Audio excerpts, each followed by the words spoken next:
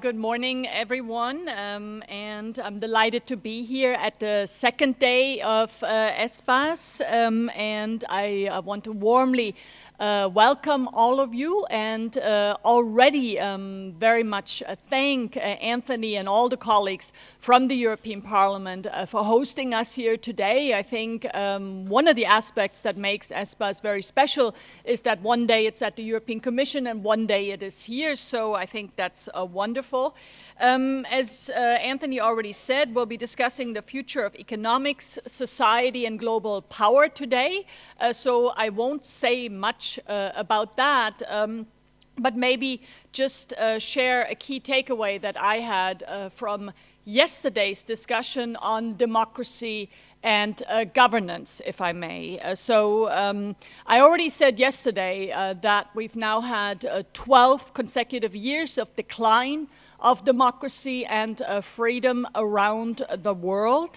So it's a very strong overriding trend that I think we need to pay attention to. But what I realized yesterday was that the impact of this decline in democracy and freedom isn't really maybe perhaps felt equally among everyone, and that women and also minorities, that they very much bear the brunt of what is happening here. And I want to say in particular something about women.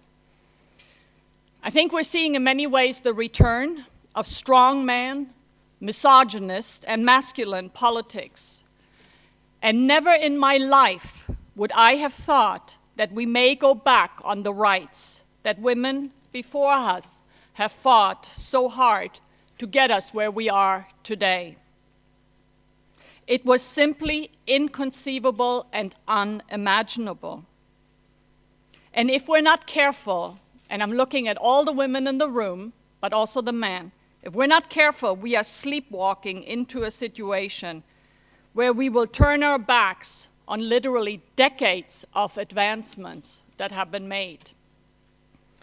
Information that is weaponized is turned disproportionately against women.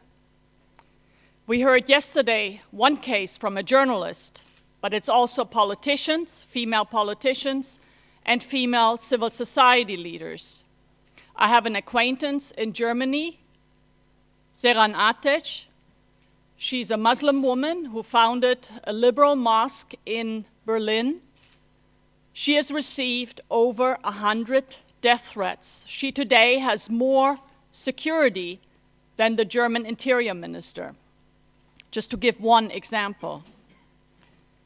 Also, women who report misbehavior are often doubted and even ridiculed. Women who are systematically shut out from important decisions that intimately affect them.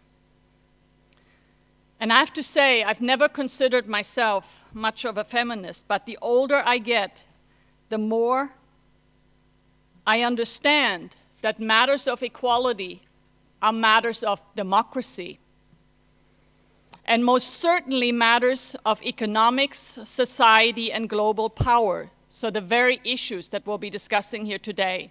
So I very much look forward to these discussions, and I once again extend my warm thanks to all of the ESPAS partners and all of the participants. Thank you.